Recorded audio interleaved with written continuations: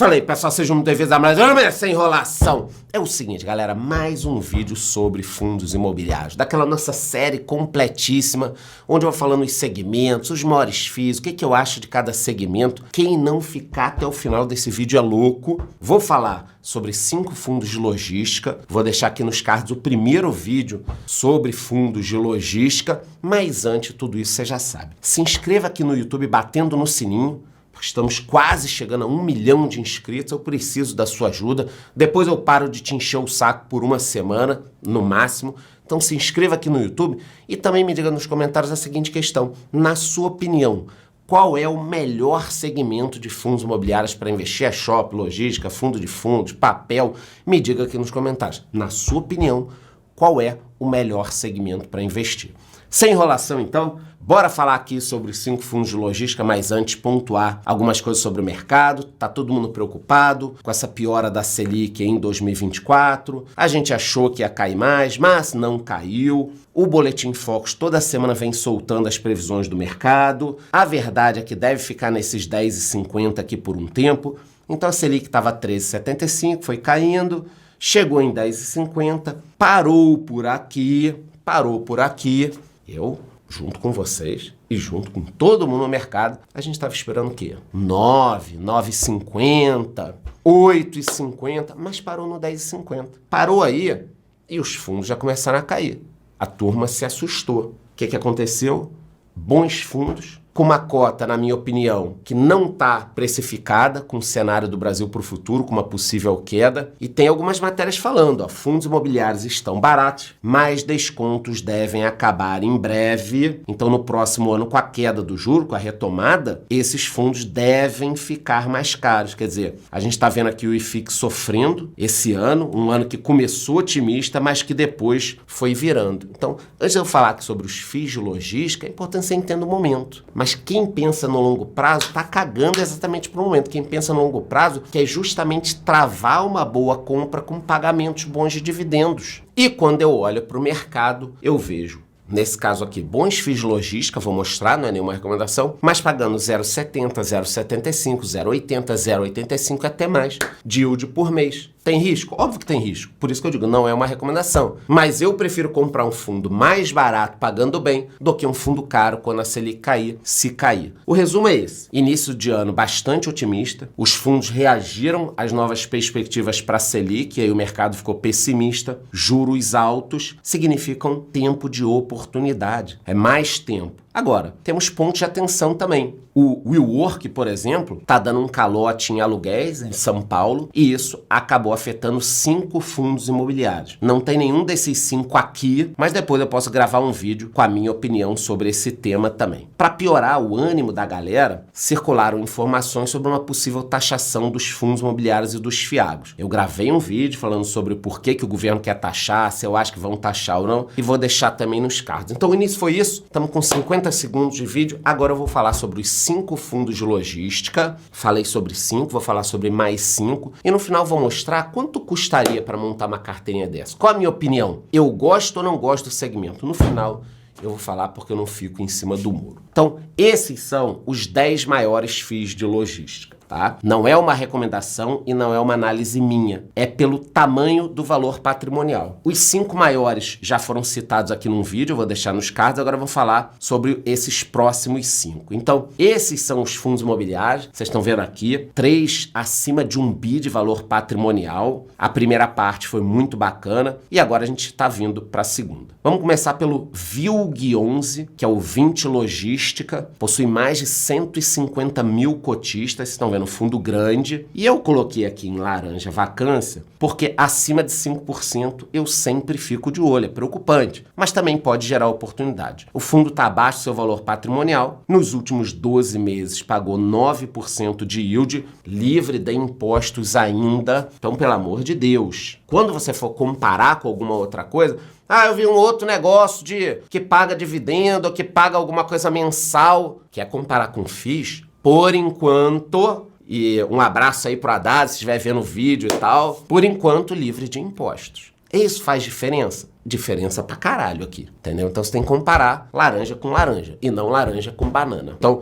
9% livre, meu amigo, no ano, se você for reinvestindo, isso virar uma bola de neve, porque pra mim é o seguinte, dinheiro entrou na conta de investimento, não sai mais. Óbvio que você pode estar se planejando pra alguma coisa, mas eu tenho uma graninha, a carteira do aposentado, por exemplo. Eu só vou tirar, cara, se eu precisar muito daquele dinheiro. Bate na madeira, tomara que eu não precise. Então aqui 9% sem imposto. Se você quiser mais informações sobre cada fundo, você tem lá no relatório gerencial. Os fundos soltam todo mês, ou mês sim, mês não, você sempre vai encontrar. Em relação à inadimplência que me chamou a atenção, já foi até pior. Vocês estão vendo aqui, essa linha azul, aqui no meio, esse gráfico do meio. Já foi pior, agora melhorou um pouquinho, a taxa de ocupação está um pouco melhor, mas isso sempre preocupa. Eles têm reajustes, cada mês aqui vai ter um reajuste, né? Alguns inquilinos vão reajustando, e a tarifa principal, o indexador principal, é o IPCA. Então, Charlão, e se a inflação disparar? Pô, acabei de mostrar para vocês. Mês a mês, vocês têm alguns reajustes ali com indexador IPCA. Então, a empresa que paga R$1 milhão por mês para alocar um galpão, se a gente tiver uma inflação de 10%, ano que vem o cara vai pagar 10% a mais. Ou até um outro indicador aqui, um pouquinho mais, IPCA mais alguma coisa. Óbvio que pode ter uma negociação, mas aquela preocupação do, eu vou investir no fundo imobiliário, o cara paga o aluguel, será que em 5 anos eu vou ter o reajuste da inflação? Provavelmente sim, tá? O portfólio é basicamente de galpões, de imóveis, então não é um fundo que vai ter mais outros fundos ou vários outros fundos. E aqui a gente pode dar uma olhadinha em quem são os inquilinos, tá? E esse ponto é super importante. Por quê? Porque a Tok Stock tem 15% da receita, a Unilog tem 7%, a Ambev tem 7%, Netshoes tem 7%. Então, o e-commerce domina 31% da receita do fundo, depois transporte e logística 28%, depois alimentos e bebida 11%. Mas o básico que você pode olhar aqui é que o fundo não tem, por exemplo, um cliente pagando 30% ou 40% da receita, que é super preocupante. A distribuição no Brasil é essa daqui. Eu gosto quando os fundos têm negócios fora do eixo Rio-São Paulo. Óbvio que sempre São Paulo vai dominar a maior parte dos fundos, mas vocês estão vendo um mapinha no Brasil. Para quem nunca viu o que é o produto deles, os ativos, são galpões logísticos. Esse que vocês estão vendo na beira das estradas, quanto mais perto das grandes cidades, melhor. O fundo tem ativos no Rio Grande do Sul, mas a princípio não foram tão atingidos assim. O que é uma tragédia, o que aconteceu lá, toda essa história. Eu vi falando com vocês, tem que ajudar. Eu não tenho visto mais a mídia fazer uma cobertura tão grande. Acho importante voltar à tona, por isso que eu coloquei aqui. Várias empresas foram afetadas, mas as empresas vão se recuperar, pelo menos as gigantescas. As pessoas que sofrem mais ou os pequenos e médios empresários, tá? Em relação ao pagamento, ele teve um yield de 0,7% no último mês e 9% nos últimos 12 meses, conforme eu falei com vocês. Guardem aquela parte do inquilino, que 15% é o percentual de receita do maior inquilino. Tem pica aqui nessa lista. Pica no sentido de que tem fundos que tem grandes inquilinos. E aí, se esse cara não pagar, vai dar problema. Quer dizer que o fundo é ruim? Não, mas você tem que saber disso quando você investe. Depois nós temos o HSLG11, eu vou correr um pouquinho, é o HSI Logística, cerca de 38 mil cotistas, tem uma logística last mile, já explico de novo para vocês o que é isso, 0% de vacância e está abaixo do seu preço justo, pagou 10,4% nos últimos 12 meses. Ele é um fundo de logística last mile, por quê? Porque 100% dos ativos estão em um raio máximo de 30 km da capital mais próxima. O que é last mile? É quando um galpão aqui, quando um ativo está próximo das capitais. Para quê? Para poder entregar mais rápido. Quando você compra alguma coisa, você não quer clicar na entrega hoje? Eu quero, Charlão. Então o galpão logístico tem que ficar próximo das cidades. É melhor ou pior ser last mile? Muito melhor. Principalmente se for e-commerce. Não dá. Aquela história de você comprar na Casas Bahia ou na Magalu e receber em 7 dias úteis, isso é uma piada. É uma piada. Até porque nunca é 7 dias úteis. Os 7 dias úteis da Magalu e da Via dão uns 35 dias corridos. Aí não dá. Então, ser last mile é muito importante. gente vai ver mais fundo aqui com essa questão do last mile, tá? Aqui tá a pica, ó. Lembra que eu falei pra vocês, tem fundo com cliente muito concentrado. Esse fundo tem 37,7% de receita em cima das Casas Bahia, tá? Isso aqui é um problema. Por quê? Eu acho que a Casas Bahia não vai pagar? Não sei.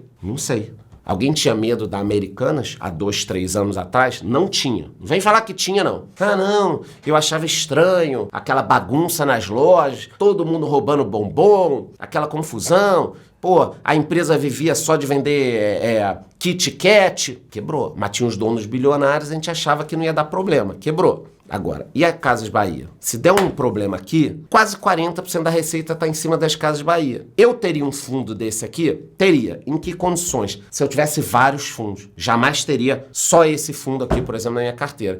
Posso acordar um dia, com menos 40% de receita no fundo. Vai arrumar outro inquilino? Provavelmente sim, porque os ativos são bons. Mas ter poucos fundos e dentro desses fundos uma concentração, cara, um dia você vai se aborrecer. Só que a gente se aprende com o tempo depois que se aborrece, né? Então vocês viram esse ponto aqui que é importante. Outros pontos, 76% no Sudeste. O maior indexador também é o IPCA. Tem contratos típicos mais do que atípicos. Quem não sabe, típico é aquele contrato padrão de aluguel. Atípico, você vai ter lá várias cláusulas diferentes e multas também, tá? E 96% são imóveis. Destaques operacionais aqui, a gente tem os vencimentos bem lá para frente. Então, o fundo, por exemplo, vai ficar 2, 3 anos com esses clientes aqui, se não tivermos problemas. O que pega mesmo é isso. São poucos ativos e com uma concentração muito grande em cima das Casas Bahia. O tipo de ativo é o mesmo daquele outro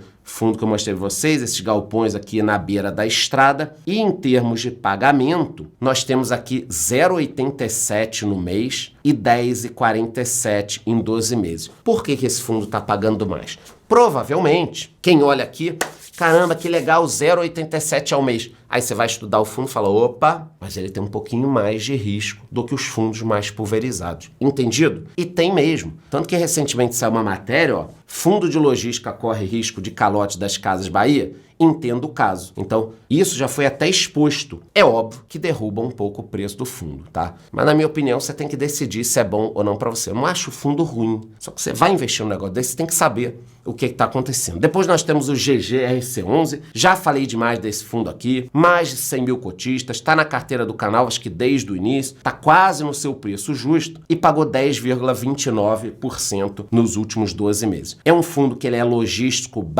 industrial. Ele é híbrido, na realidade. Tem comércio varejista, tem químico e petroquímico, tem metalurgia e siderurgia, alimentos e bebidas. Então, é um fundo híbrido do segmento logístico industrial. Esse é um ponto muito importante, tá? Também tem reajustes. Então, todos os meses você vai ter ali algum cliente sendo reajustado.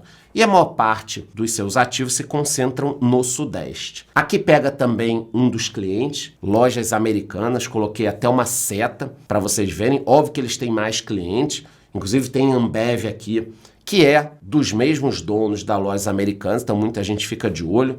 Os ativos, mesma coisa dos outros, esses galpões de estrada aqui, eu gosto de mostrar que tem muita gente que não conhece. É um fundo que vem ao longo do tempo fazendo novas emissões, eu quero até ver o que eles pretendem comprar, porque eles andaram comprando ativos. Então eles pagaram 112 milhões por uma participação em outro fundo que tem 3 imóveis logísticos e 950 milhões sob custódia. Então o fundo está crescendo aqui, ó. Estão vendo o destaque, ele pegou outro fundo com 3 ativos. E tem, inclusive, a Casas Bahia aqui em um desses ativos. Então, teremos Casas Bahia, Mercado Livre, Lojas Americanas. Depois eu vou atualizar, incluindo todos esses ativos. Pagou 0,83 no último mês e 10,29 nos últimos 12 meses. Depois nós temos o TRBL11, Telos Rio Bravo Logística. Está na carteira do canal há bastante tempo. Tem aquela estratégia Last Mile, que agora você já sabe, que são os galpões próximos das capitais. Está abaixo do seu preço justo e pagou 10,1% nos últimos 12 meses. O que pega aqui é que ele tem só 5 ativos. Então você vai cair naquele mesmo problema. Deus me livre, se der problema em 1 ou 2 ativos, vai pesar no fundo. Mas são 13 inquilinos. Então 5 imóveis, 5 ativos com 13 inquilinos. Eu gosto do fundo, mas o que pega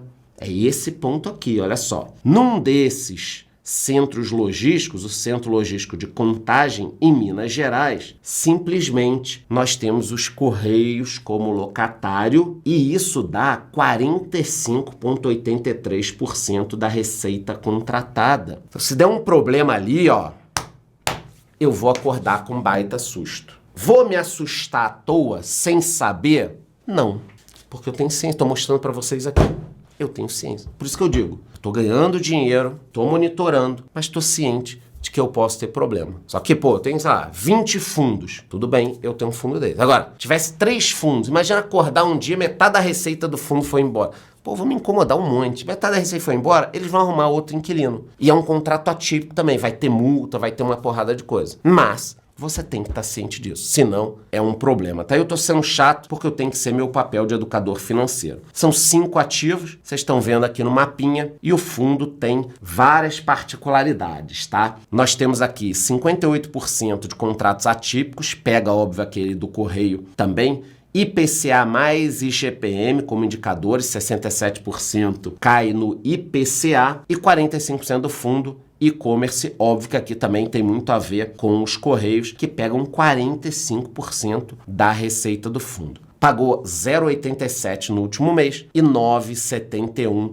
nos últimos 12 meses. Agora nós temos o XPIN 11, é o XP industrial, quase 50 mil cotistas, bem abaixo do seu valor patrimonial. Então seria um fundo barato, mas por quê? Porque ele tem uma vacância acima de 10%, foi o único aqui com uma vacância acima de 10%. Nos últimos 12 meses, pagou 10,20%. O fundo é majoritariamente imóveis, todos esses que eu mostrei para vocês, e esse aqui tem 85% de contratos típicos. Locatários, a gente pode ver Centauros, Natural One, Smart, Que Sabor, Polishop, então a gente vê que pode ter problema aqui dentro. O principal indexador é o IPCA, mas vocês estão vendo que não tem nada com 30%, 40% em termos de locatários, que é o que eu falei que preocupa. A vacância está alta, mas ela está alta desde lá de trás. Ó. Eu trouxe aqui, botei uma seta no último ano, sempre acima de 10%, sempre acima de 10%. Os vencimentos já estão lá para 2026, então isso aqui me deixa tranquilo. Agora, essa vacância histórica me preocupa. Ativos, bons ativos, mesma coisa, galpãozinho na beira de estrada, e o yield mensal, né, desse mês foi 0,84 e do último ano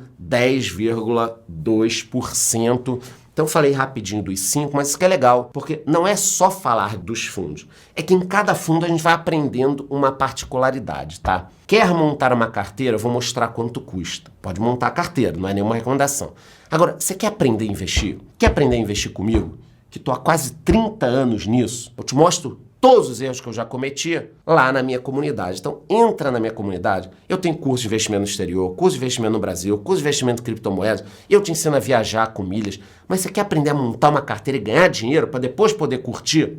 Entra lá na minha comunidade. O link está aqui nos comentários, tá? Então, se você quisesse montar a carteira, primeiro você tem que ver como foi o comportamento no último ano. Só 2 fundos subiram mesmo assim pouco e 3 caíram, o que eu acho uma ótima notícia. Com menos de 500 pratas, você já montaria essa carteira. Na realidade, um pouquinho mais de R$300. Então, olha que bacana. Se você quisesse montar uma carteira aqui, não é nenhuma recomendação, com um pouco mais de R$300, você já conseguiria ser sócio de 5 fundos imobiliários, todos pagando dividendos mensalmente, alguns um pouco mais, alguns um pouco menos, mas o que importa é começar a investir. Quer aprender a minha estratégia? Entra na minha comunidade. Quer investir sozinho? Não tem problema. O negócio é você começar e parar de enrolar. E muito mais importante no início dos seus aportes, tá? Muito mais importante do que procurar uma rentabilidade alta e fazer cagada, é você conseguir bons aportes, um valor alto. Então você tem que trabalhar, ganhar dinheiro, trabalhar mais, estudar e fazer bons aportes. Porque conseguir 1% a mais durante 5 anos não vai mudar muito a tua vida, 1% durante 5 anos. Agora, se você estava ganhando pouco e 5 anos depois está ganhando muito mais dinheiro, conseguindo aportar muito, isso vai fazer uma diferença muito grande. Pelo menos foi o que fez a diferença para mim e para as pessoas do mundo de verdade que eu conheço, não esse pirlim-pim-pim do marketing digital e influenciadores de abracadabra que tem por aí. Então falei sobre esses 5 FIIs, vou deixar nos cards os outros 5 FIIs de logística e antes de ir embora já sabe, né? Se inscreva aqui no YouTube batendo no sininho para eu chegar a 1 milhão de inscritos e me diga nos comentários, na sua opinião, qual é o melhor segmento para investir em fundos imobiliários? Me diga aí, saia de cima do muro, é isso, gostou? Curte o vídeo, curte o canal, bate no sininho até a próxima.